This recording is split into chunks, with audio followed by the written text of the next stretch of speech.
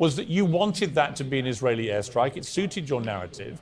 And I would say that that in itself, in its way, is being a stenographer. Well, you know, you accuse me of being a stenographer. I try and be fair and get to the truth. Yeah, I wanted it to be Israeli airstrike. It's an insane thing to say. Brother, I don't want any airstrikes. The notion that he's like such a good, objective little journalist and then says, you wanted it to be an Israeli airstrike. Like, you're nuts, dude. That is an incredibly dishonest thing to say. Here, let's start with the Piers more. Well, now the battle of the hearts and minds, traditionally played out through diplomacy and propaganda, is being played out online. My next guest has almost 500 million views for his provocative commentary online, making him hugely influential. Hasan Piker streams live under the name Hasanabi. His analysis of the Israel-Hamas war has taken a highly critical stance towards Israel and Western media, and he's been calling me out for my coverage. Because he only cares about Israeli citizens. He does not care about Palestinians as human beings. That's why it's apples to oranges. It's like one side is a human, the other side is a barbaric monster child.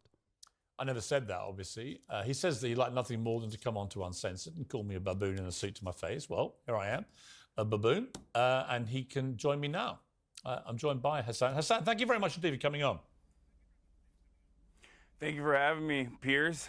It's very early here in Los Angeles, California, but I'm going to try to do my very best to not do my British accent while I'm here.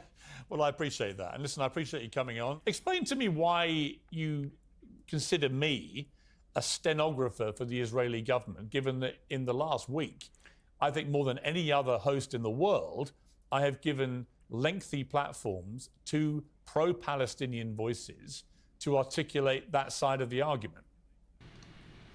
So I want. No, I do have to commend you. I tried to immediately cut in here and just like glaze him up a little bit because I think he does deserve glazing. Okay, I don't think it's like unfair to make this assessment. I think that he has brought up a lot of pro-Palestinian voices, a lot more than anyone else. Now, has he done it to fucking get owned? Has he done it for, clout reasons, right? I don't know. But it doesn't matter because what matters is those voices get heard, and those voices rarely ever get heard in mainstream media. So I think that it's a good thing, and he deserves, I guess, some praise for it. So yeah, had to give him his flowers there, I guess. You certainly have had more pro-Palestinian voices than the rest of the British media and certainly the rest of Western media in general. Now, as far as saying that you're a stenographer, I said that journalists are not supposed to be stenographers, and yet when it comes down to it, in most circumstances, in whatever conflict we may be in, there are stenographers for whichever party is aligning with the American State Department and the interests of the West in general. And Israel happens to be the one in this ongoing conflict. But it's interesting that you... I didn't want to just say like, you just say whatever Israel tells you, because I feel like that can come across like, that can be used as like anti-Semitic. I don't think it is anti-Semitic to say that, but I think in a situation like this, I'm trying to be as cordial and as like clear and coherent with my message as possible. I think years and years and years of being fucking clip chimped have like basically prepared me to ensure that it might come across as like long-winded, but I want to make sure that you can't clip something that just comes across as not what I actually meant and can be used against me, or more importantly, used against the people that I care about, used against like the Palestinian cause. Like these are things that I am afraid of, always. You call me a propagandist because I want to play you. This was your reaction to when the hospital got bombed. I'm a propagandist. Well, no. For the record. I'm not calling I'm a propagandist. I'm just saying. I'm going to play you. I'm saying I am. Okay. Well, then I want to. I'm saying I am. I just before want to you even play it. Okay. I'm going to play the clip. This is your reaction to the bombing of the hospital the other night. While I was in the process of getting ready for the stream, Israel enacted one of the singular worst strikes they have done thus far, and an Israeli airstrike hit the al-Ahli hospital in Gaza City, where thousands of civilians were seeking medical treatment and shelter from the relentless bombing campaign Now, interestingly, when you were saying that, I was coming on air too. And I took a position based probably on 30 years of being a journalist, running major newspapers, working at CNN and others. I like that this guy is also like, look at my bona fides as like a major journalist. And it's like, bro, you literally hacked into like famous people's phones and shit. Like, isn't he? He's like a paparazzi guy, isn't he? British media, man. I gotta hand it to him though. He is a clever dog.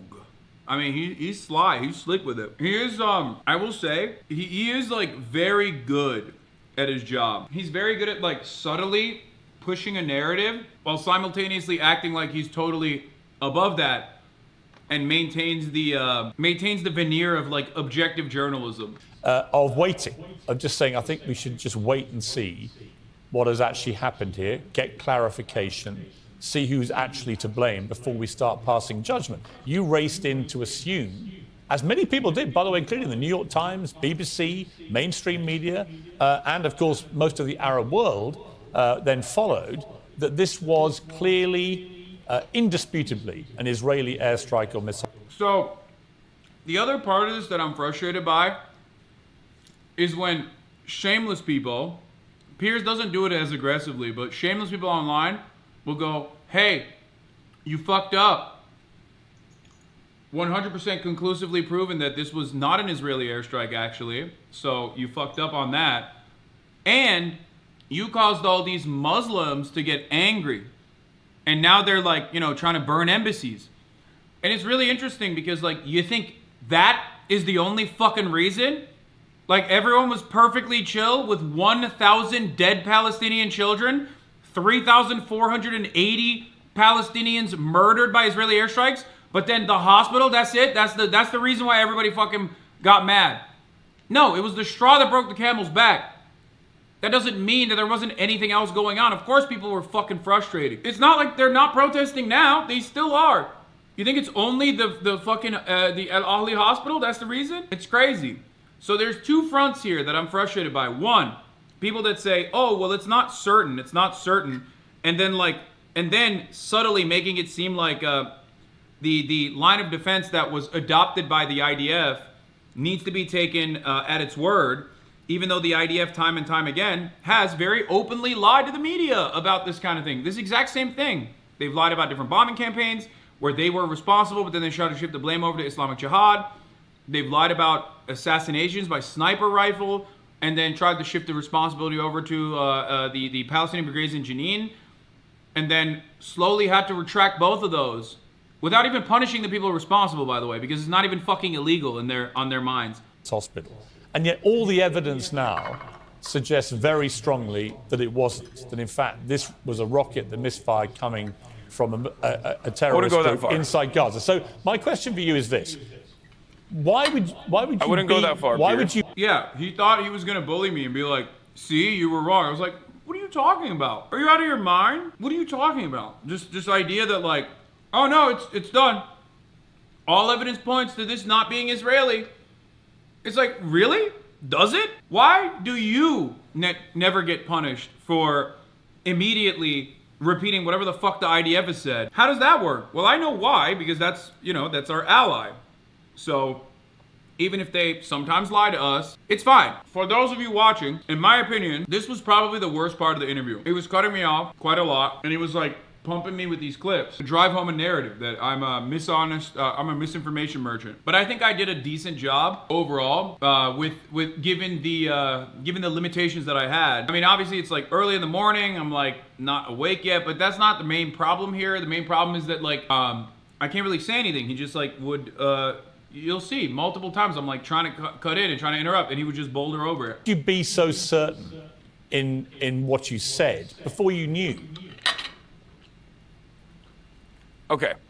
So first and foremost, before we get started on this conversation, let's understand something very important here. There's no electricity in Gaza. Internet is patchy in Gaza. There's no food in Gaza. There's no water in Gaza. This is all by design. This is because Gaza is under a brutal blockade, a brutal occupation by the Israeli government. Okay? So that plays a role in the fog of war and the misinformation that gets spread. Having said that, however, you made it seem as though there is a certainty that this was 100% not an Israeli airstrike. No, I didn't. And instead, I literally just said it's not a certainty. Okay, sorry. I said the evidence is Then I increasingly misunderstood. pointing to this not being an Israeli airstrike, and that is expert evidence Okay, from people who have no skin in the game at all. Yes. Well, I don't know which expert you're talking about, because I think Channel 4 did a pretty good job. As a matter of fact, I would say Channel 4 did probably the best job so far in analyzing everything that the IDF has said. But the reason why I believed, and I still do believe, that the likelihood is that this was an Israeli bombing campaign wasn't only because of the singular verifiable video, the phone video from the balcony that had all of the markings of an airstrike, the fact that the Israeli Air Force was enacting a bombing campaign in the region at the time. He did not say that. He in fact said a terrorist rocket. Yeah, I mean, dude, I didn't pick that up. But this is what I mean. That's why I said it's a pretty good fucking... You made it seem as though there is a certainty that this was 100% not an Israeli airstrike. No, I didn't. And instead, I literally just said it's not a certainty. Okay, sorry. I said the evidence is Then I increasingly misunderstood. pointing to this not being an Israeli airstrike. All the evidence now suggests very strongly that it wasn't. That in fact this was a rocket that misfired coming from a terrorist go that group far. inside Gaza. So That's crazy. I didn't even realize that until like literally today. Thank you, Austin Ox, for catching that shit. I like that beat. I didn't even realize what was in it. See, I wasn't quick on my fucking toes, man. He caught me slipping there. That's kind of fucked up. Anyway, let's keep going. Time, according to the Al Jazeera live streaming footage that everyone is using but doesn't understand, the fact that the digital media person for the IDF immediately came out and said that this was actually an airstrike that hit a Hamas target, and that he was sad that there were, casualties at the end of the day, but this was a Hamas target, and celebrated it. And more importantly, I guess, the fact that this hospital had been bombed by Israel. This hospital had been bombed by Israel on Saturday. 22 hospitals have, as a matter of fact, been bombed by Israel since this last saga in the occupation. And this hospital had been bombed directly by Israel, where the cancer ward was destroyed. Israel has been bombing all of these hospitals. Israel has been calling all of these hospitals to evacuate over and over and over again. The medical professionals at the hospital had been called by the Israeli government the day prior, and everyone on the ground assumes that this is an Israeli airstrike. They are the ones who experienced the situation. Listen, Hasan, so when you have but the truth is, can I just finish this? if you watch the Can I just finish BBC, this? if you watch the Can I- BBC account of all this last night, by their Verify unit, which was specifically set up by the BBC to be completely dispassionate in these investigations, and they reached a pretty clear conclusion based on circumstantial evidence. I'll make that clear, that this would not have been an Israeli airstrike, including, for example, the size of the crater, which bears no relation to the size of craters normally left by Israeli. So this part sucks because it's like, I agree. The size of the crater is inconsistent with the fucking JDAM. And he knows I agree with him on that. So he's bringing that up. But it's like, but that still doesn't change. Israel has a fucking incredibly diverse array of munitions that they fucking dump into Gaza and elsewhere. So it's very frustrating to just like drop that in there, and I can't even fucking describe it to him and be like, listen, dude, I get that, but there's still plenty of information that is inconsistent with respect to like what the IDF has brought up. They're not a credible actor in this circumstance. And I think one thing that I will always say and always will push, and I've been saying it since day one, if you remember, I said the likelihood is that this is an Israeli airstrike or some kind of Israeli bomb. However, I can be, of course, wrong. What did I say? Day one. I said, if there's a third-party investigation, like from the UN, International Criminal Court, and they find conclusive evidence that this was not a Israeli rocket or an Israeli bomb or Israeli artillery, but instead a Hamas rocket that misfired, then yeah, I'm wrong. This does not change the direction or the reality on the ground. Yeah, I'm wrong in that situation if that is the case. However, what has happened since then? Like, 1,000 more people have fucking been murdered since then. Like, what are we talking about? Anyway, Evan Hill highlighted this forensic architecture thread that we're going to be looking at that, in my opinion, did a pretty decent job of like analyzing where the artillery possibly came from, and also the Doppler effect, like the sound forensics as well, looking at like what direction the missile or the whatever the object was, what direction it came from. These are important things to analyze as well. These are audio analysis is genuinely important, and unfortunately it's been devoid of this commentary thus far. So we'll look at all of that. But my point here is that this is a very frustrating conversation to have with someone who claims that they're not one-sided on it, but is literally one-sided. Difference is, not only do I admit that I'm biased, okay? I admit that I'm biased. I'm biased on behalf of Palestinian emancipation. I'm a firm believer that Palestinian emancipation will be the most effective way to ensure permanent security for Israelis as well. The inverse has been demonstrably a failure. My point is, yeah, apartheid doesn't work. This would literally make the situation better and create a more livable circumstance for everybody there. But of course I will continue assuming, and I think it's not unjustifiable to make this assumption considering how many fucking places they've bombed since then, that this was the responsibilities bared upon Israel, until there's evidence that is conclusive that shows me that it's not. Look, my point is, neither of us know for sure. But you took to your airwaves immediately because actually your, I wouldn't even say unconscious bias, your admitted propagandist bias on your part was that you wanted that to be an Israeli airstrike. It suited your narrative. And I would say that that in itself, in its way, is being a stenographer. Well, you know, you accuse me of being a stenographer. I try and be fair and get to the truth. Yeah, I wanted it to be Israeli airstrike. It's an insane thing to say. Brother, I don't want any airstrikes. The notion that he's like such a good, objective little journalist and then says, you wanted it to be an Israeli airstrike. Like, you're fucking nuts, dude. That is an incredibly dishonest thing to say. But because he's blasting me from 8 different avenues, I can't even fucking hit him on all of the targets. In your case, I don't think you try to do that. I think you appeal to your audience, appeal to your base, and you don't really care whether the facts are there or not. This is entirely unfair because you just said circumstantial evidence favors that this was not an Israeli airstrike. Yeah. I gave you all of the circumstantial evidence that it does favor that this is an Israeli airstrike. The reason why, however, circumstantial evidence is not enough. And the one thing that I will concede to, because when more information did come out, and no, I do not mean when Israel said that they did not bomb this hospital and it was actually Hamas, and then they turned around and went, never mind, it's not Hamas, it's actually Islamic Jihad.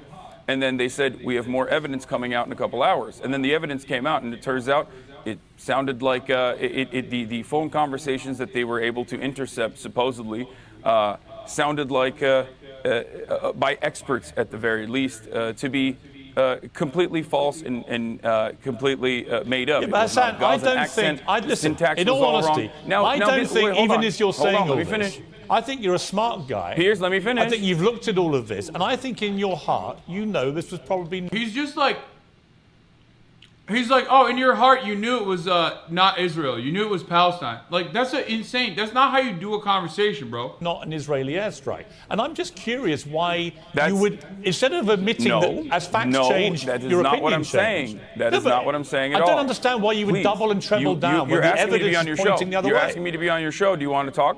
Yes. If you're asking me to be on your show, and I want to be on the show, thank you so much for having me on your show. Let me explain exactly what I said, and let me explain to you why I think still, to this very moment, until there is a third-party investigation that is concluded by the UN, the International Criminal Court, or specifically a forensic analyst that looks at the situation, is allowed to be on the ground. This is not just my perspective. This is B'Tselem as well, which is an Israeli organization that has also demanded a third-party investigation occur. I am not going to conclusively say that this was not Israel's fault. I don't expect you to. Because I just gave you, and not because I'm a propagandist. As far as me being a propagandist goes, everyone is a propagandist. I'm just honest about it. You're a propagandist. We have our biases. I'm curious who you think I'm a propagandist for. Honest about my biases. Who do you think I'm a propagandist for? Who do I think you're a propagandist for? whichever every media person is doing propaganda. But who for? I've got to be doing it for somebody. You think it's a bad word? I don't. That's just the difference. This is a semantics I think it's actually quite a serious charge. uninteresting. Hasan, I think it's a serious charge to level, not as a podcaster, but as a journalist who's broadcasting around the world, who has a reputation, I believe, for being fair and impartial, actually, on these issues. This is so funny because he doesn't. Like, who the fuck thinks he's like a serious journalist? British people don't like him. It's interesting because like the Tories don't really like him either, right? I've never actually met a single person, whether they're from England or any other part of the world, that was like, I'm a big Piers Morgan fan. Yeah. Also, he's a propagandist. He is propagandizing for Israel.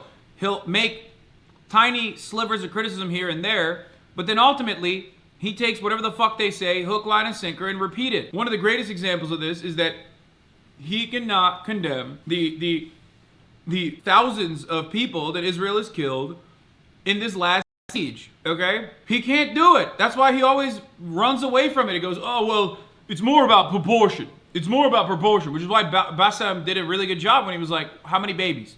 How many babies can be killed? What's the baby to grandma equation? What's the index here? Explain it to me. He was right.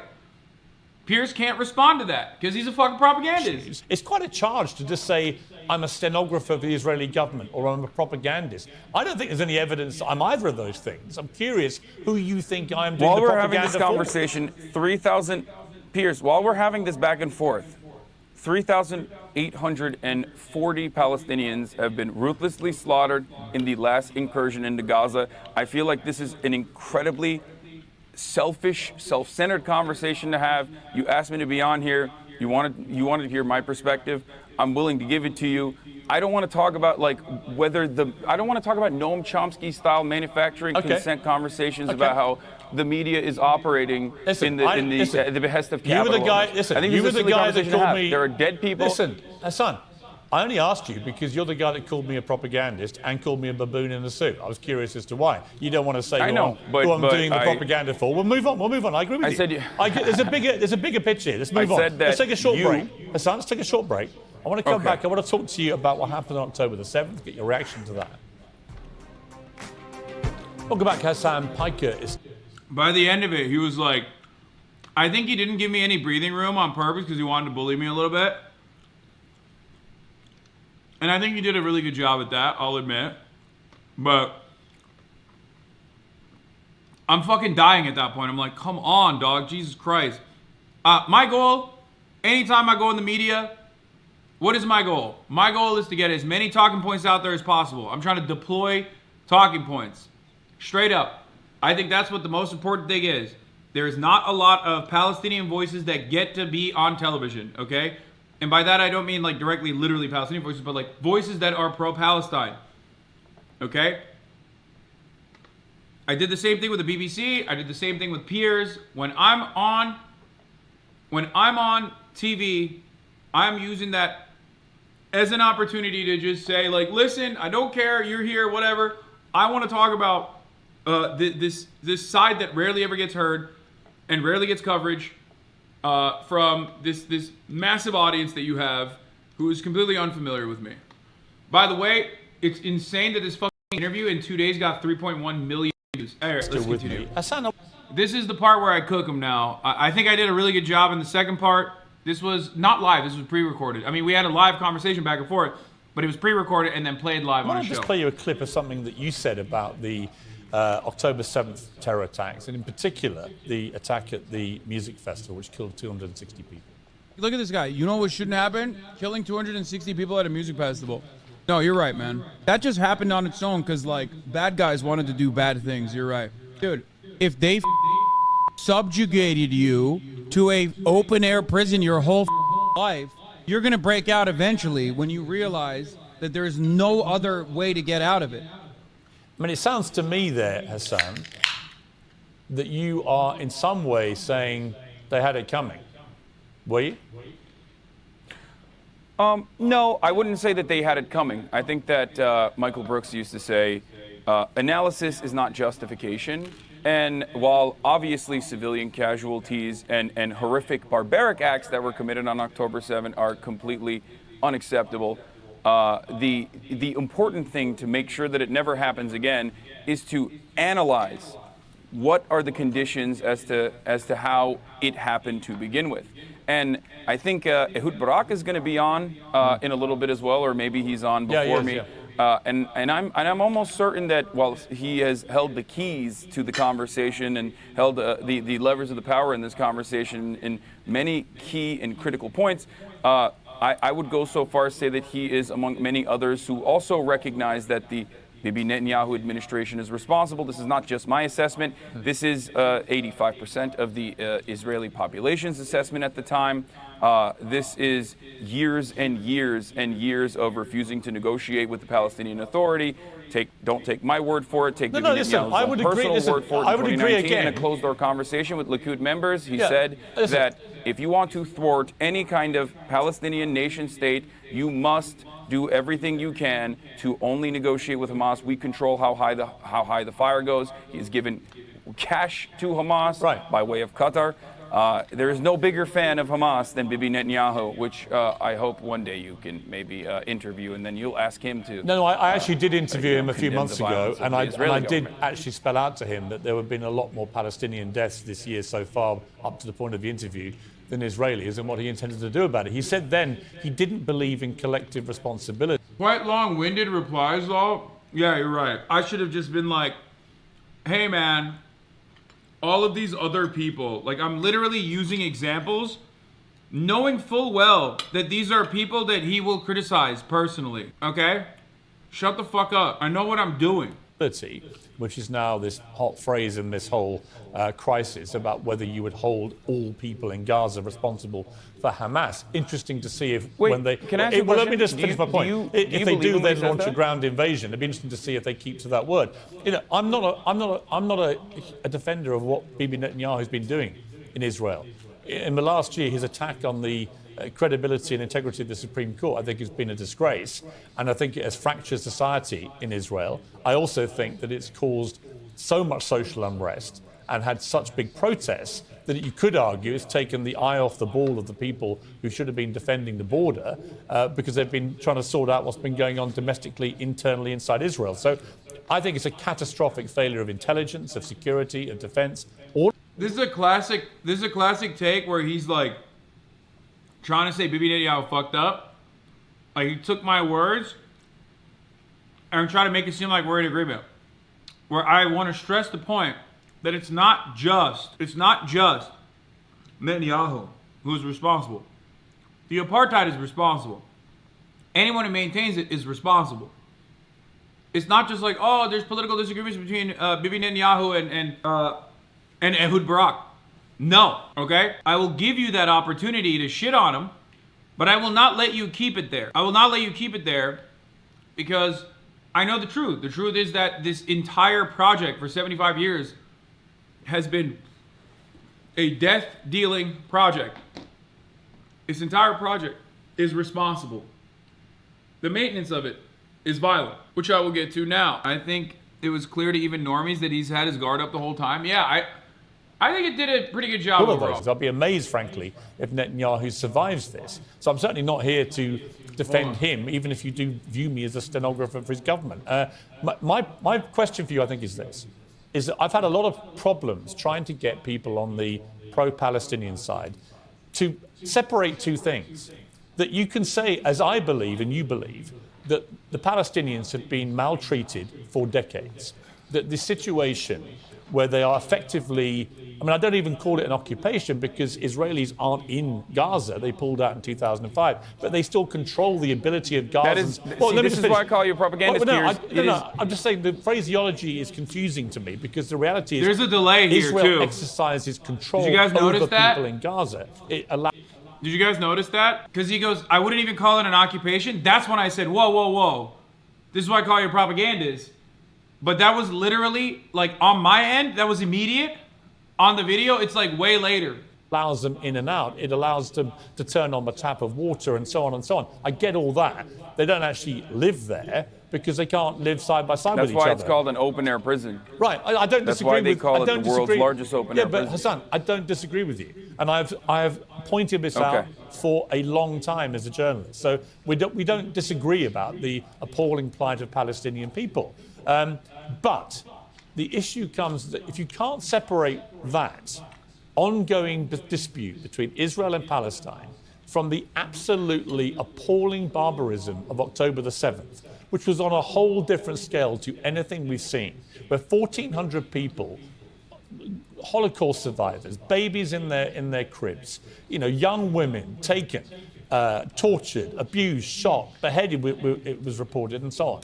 If we can't look at that collectively, with a general humanity and agreement that is an absolute atrocity, then there's something wrong with this. And I find that the tribalism on both sides is now so toxic and so frenzied that you get people who literally can't. We've had a bunch of actors, right, signing this statement saying they want a ceasefire in Gaza and calling Israel war criminals and so on. But they don't say a word about the Hamas attacks that precipitated this. And I find that really hard, right? really hard to accept. This is where I cook them. But do you agree with them? If they had said, for example, that October 7 attacks were brutal and massacres occurred, and then they said everything else, that Israel is committing war crimes, would you agree with them? Okay, here's what I would honestly say about that. Is Israel... He would not. That's how you know. That's how you know his ass went sideways on that one. Not allowed to defend itself from the worst terror attack we've seen since 9/11? Is it not allowed to defend itself it's just odd. after 1,400 people in Israel are butchered in that way? And the question then, if you assume that they are able to defend themselses, as any free democratic country, that is the then Israeli State Department line, Hasan, that is the IDF's line, that is the line that everyone Hasan, let me ask channeled. you this. It then becomes a question of how can they defend themselves? If their mission now is to... Come on, dog. The fuck out of here, dude. He's like, Israel has a right to do some defensive war crimes. to get rid of Hamas, a terror organization that's committed one of the worst acts of terror ever seen. If that is their stated aim, then what they are doing is consistent with that, isn't it? No. Here's why this is actually an abject failure, and this is not just my perspective on the matter. I'm just a dumb idiot with a Twitch stream who is live reacting to the news and trying to make sense of everything as it's ongoing. I usually have a policy of not covering breaking news, and sometimes that policy is violated, but ultimately I am not held up by the same journalistic standards, even though I think I do a much better job than most other news outlets in general. So let me just say this really quickly. You said Israel has a right to defend itself. Absolutely zero people think that this is a ridiculous statement. However, how Israel is defending itself is collective punishment. Now, collective punishment in the form of depriving 2.2 million people of electricity, collective punishment in the form of depriving them of water, of food, collective punishment of in the form of 51 people dying in the West Bank, where, there is no Hamas in the West Bank, and yet 51 people have died because in the West Bank, settlers that are occupying Palestinian territory in violation of the international law, settlers who are doing an act of colonial terrorism, and this is not my statement on it, this is international law, that are doing horrifying things by simply just existing there and maintaining the presence with an occupying force in the form of IDF, who is ritualistically humiliating Palestinians in a structure that B'Tselem, an Israeli organization, calls the permit regime, where every waking moment of Palestinians' lives in the West Bank are absolute hell, where they have no legal recourse. 51 Palestinians have died, and that was before the Ramallah protest that happened last night, and the Israeli forces were opening up with live fire on protesters last night. So who knows what that death toll has become? This is all a product of Israel being an apartheid state. This is a violent apartheid state. There is no way to be a peaceful Hasan, apartheid let me ask you state. this. It is a violence. It is a violence required for its maintenance. Okay, listen. And that violence is frustrating people. I hear that you. violence is radicalizing people. But here's Hold my- on. I hear As you. far as Israel, as far as what Benjamin Netanyahu has done, as far as the war government, what they have done, Piers, going into Gaza and bombing Gaza and killing 3,480 Palestinians so far in Gaza, 1,000 plus children out of all of those casualties, 22 hospitals being bombed, a bakery, the only remaining intact bakery being bombed yesterday. These are horrifying crimes that you would openly say are horrifying and unjustifiable when Russia does it, but when Israel does it, Israel has a right to defend itself. This is identical to the same talking points that I've heard from every Israeli administration official. It's the same talking points that I've heard from American politicians championing the exact same talking points. It's the same thing that I've heard from everyone else in the media. You might have been against This, I think, was a slow burn. A lot of people will say, Hasan, like, why didn't you hit him fast? Why didn't you jab? It's because instead of immediately being like, here's why you're a fucking propagandist, I think it's better for him to say something that I can just point to that immediately lets it simmer and ultimately gets to a point where it gets to a boiling point where I can point to it and be like, dude, I just described these conditions to you. You act like you care about these people, and then you turn around and say the same shit that Israel says. That's propaganda. Okay? Now, the reason why I didn't do that fast, the reason why I didn't start off with that is because if I do that, one, because I'm ADHD and I'm hyper-focusing on all the wrong things. The other reason is because I want to make sure that, like, the conversation keeps going without him just, like, because he has all control. He can do whatever the fuck he wants with this interview. So, I wanted to hit it hard at the end. Why? Because if he gave me breathing room, I cared more about making sure everybody understands what the situation is, okay? That's why I wanted to just, like, over and over again repeat the conditions on the ground. These are things that people do not hear. If I had jabbed him first, who knows if he'd let me go off for this long. But I think ultimately the interview was supposed to be about whether or not Piers is a propagandist. That's the real reason why he had me on, right? To be like, oh, you called me a baboon in a suit and a propagandist. Well, there it is. I wanted to max out on as many gruesome conditions of Palestinians right now that you're not aware of points to bring up, while also simultaneously tying it up with a fucking nice little bow at the end and sending that package his way to be like, this is how you're a propagandist. Against the Iraq war, and you use that, but you're using that for evil, in my opinion, at this point, if you are not sitting here and condemning those acts of war crimes, those acts of violence, those acts of collective punishment.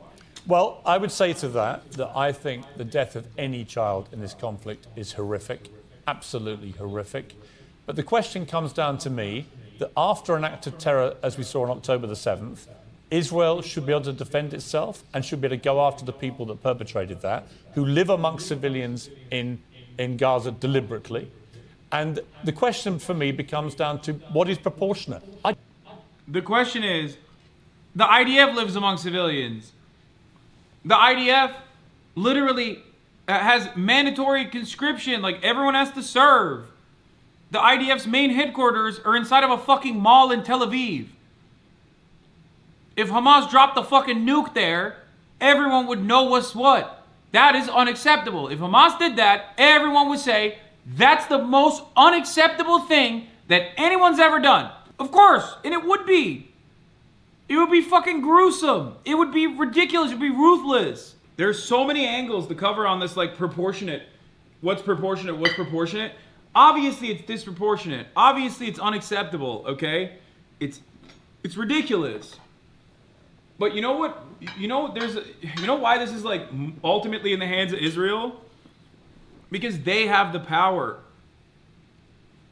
They have the power. They have the power to shut off the fucking food and the water and the electricity. And they also have the power to not do that. They have the power to consistently occupy Gaza and have this, like, incredibly stringent blockade that stops people in Gaza, 2.2 million of them, from, like, getting access to regular amenities and food, calling that in a monstrous way, in my opinion, putting the Palestinians on a diet. Instead of doing all that, they could just not do that and work.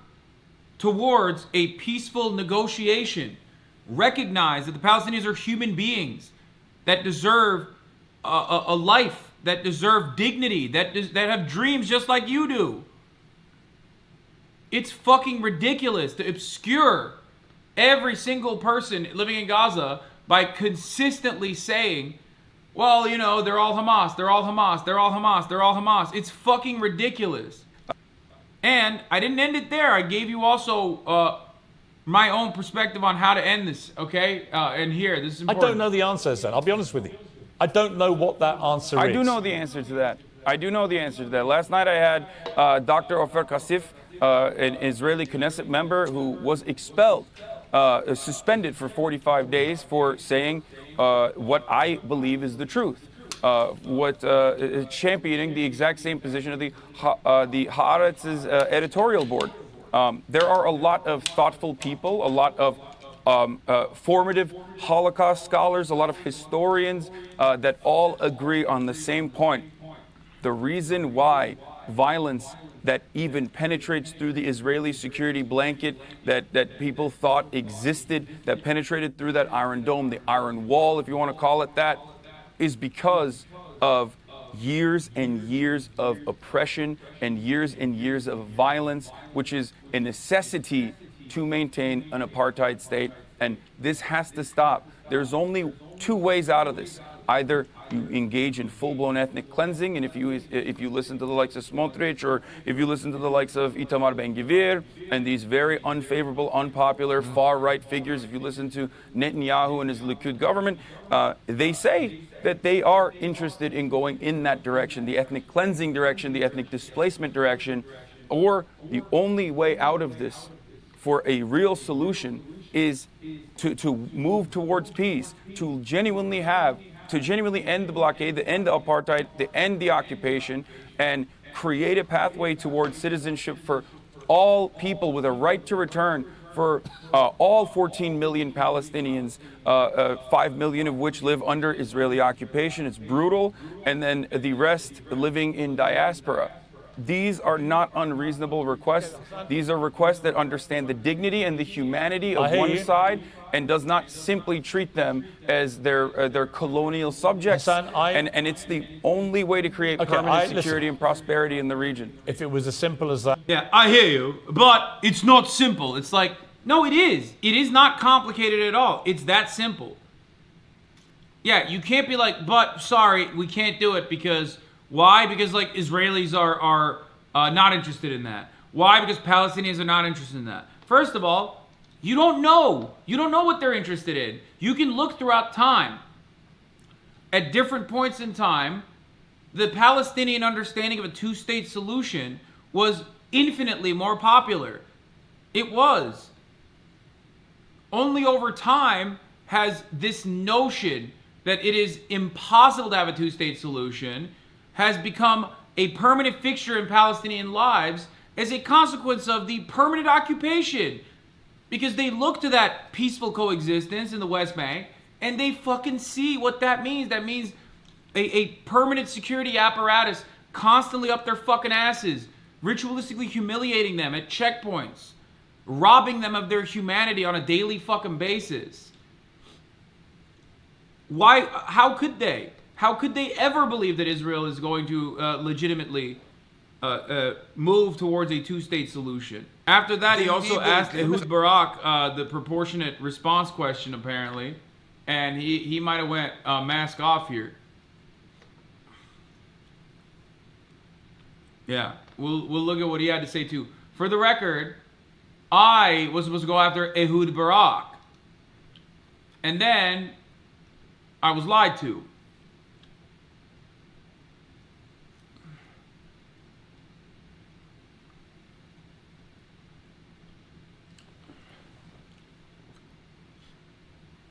They bait and switch my ass. I was like, damn, I'm about to go after Ehud Barak. I got some fucking questions for the big homie here.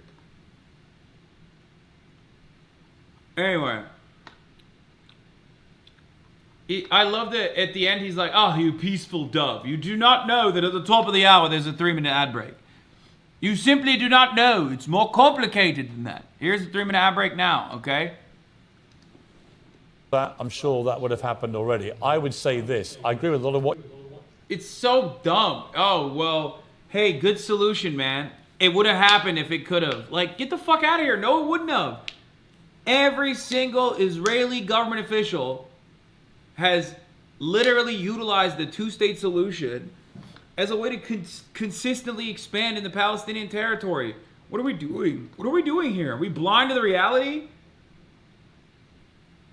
What the fuck's up? They always use Hamas, too, as a reason. It's like, even before Hamas, man. Was Hamas around in 1948? Was it Hamas in 1967? 73? Where the fuck was Hamas then?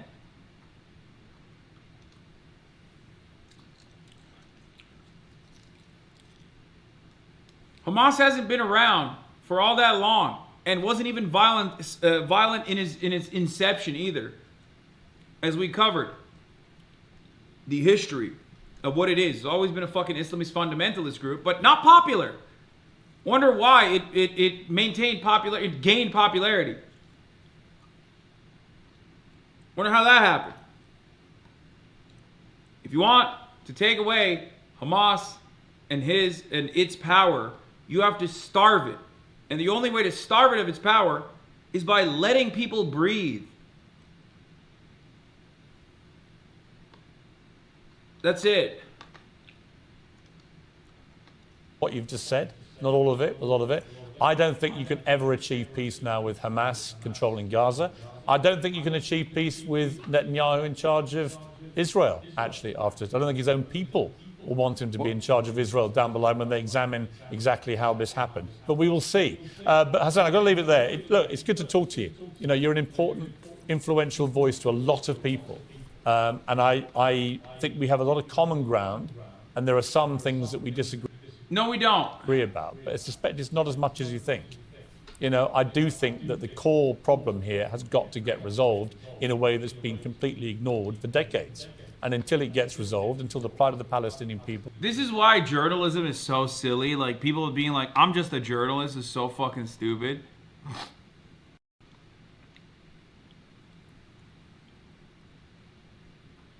Because it's like, bro, you just said it's simply impossible.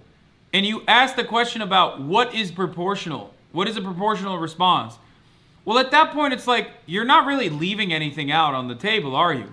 You're basically saying Palestinians need to suck it, okay?